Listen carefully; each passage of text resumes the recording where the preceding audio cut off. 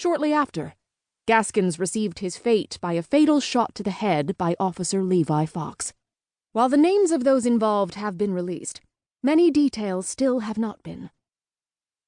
I understand there are a lot of questions regarding the details of this case, but I am asking for patience as we not only investigate the crime scene, but also mourn the loss of one of our own," Chief Pulse stated at the end of the press conference. "Thank you for your understanding and your time." Many people around the nation offered condolences and prayers for the community of Cold Montana through emails and social media posts, as well as donations for the victims' families through an online portal. Not only is this tragedy heartbreaking, it is also disturbing. With all of the horrific details surrounding the case, it's hard to imagine this community can rest easy tonight just because a serial killer is off their streets. It's difficult to fathom anyone could find peace in the fact that the cold-hearted killer's terror didn't end with his and his victims' deaths, but instead will reign on. His signature, his words, his official photographs will forever be on the autopsy reports of his victims' bodies. Walter Gaskin's motives for murder are still unclear to everyone who has been following this case. Which brings us to the question on everyone's mind today. Why would a respected, well-liked member of the cold community turn on his own? It appears, to the cold-hearted killer, there was a thin line between love and pain.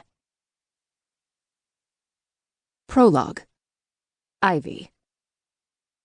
"You're not stopping me," I yelled, storming out of Ruby Jane's while Levi chased after me.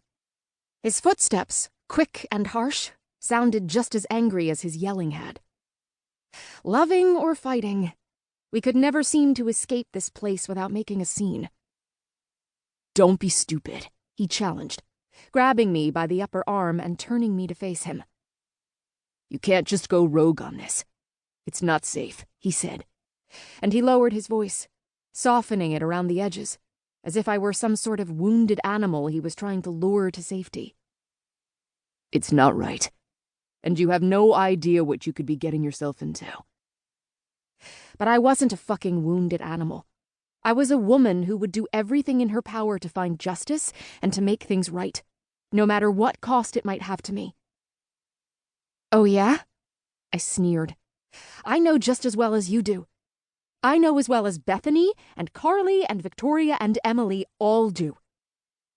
Each name that fell off my tongue might as well have been a dagger straight to my heart. The girls. The defenseless, innocent, victimized girls. "That's a low blow," Levi breathed, his voice rougher than normal and frayed at the edges. "I'm doing my best.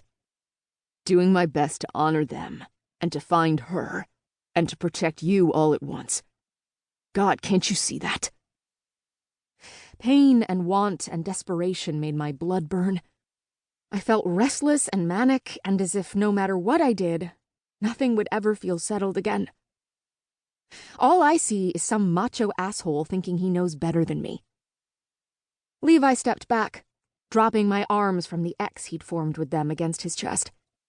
Distrust and disbelief swirled between us, and I had to work hard to keep air moving between my mouth and my lungs. "You think that?" he gritted, all of the sapphire blue in his eyes muddied with dirty brown. I'd smeared his name and his intentions, and the insult surrounded him like a cloak. "That's really what you think of me?"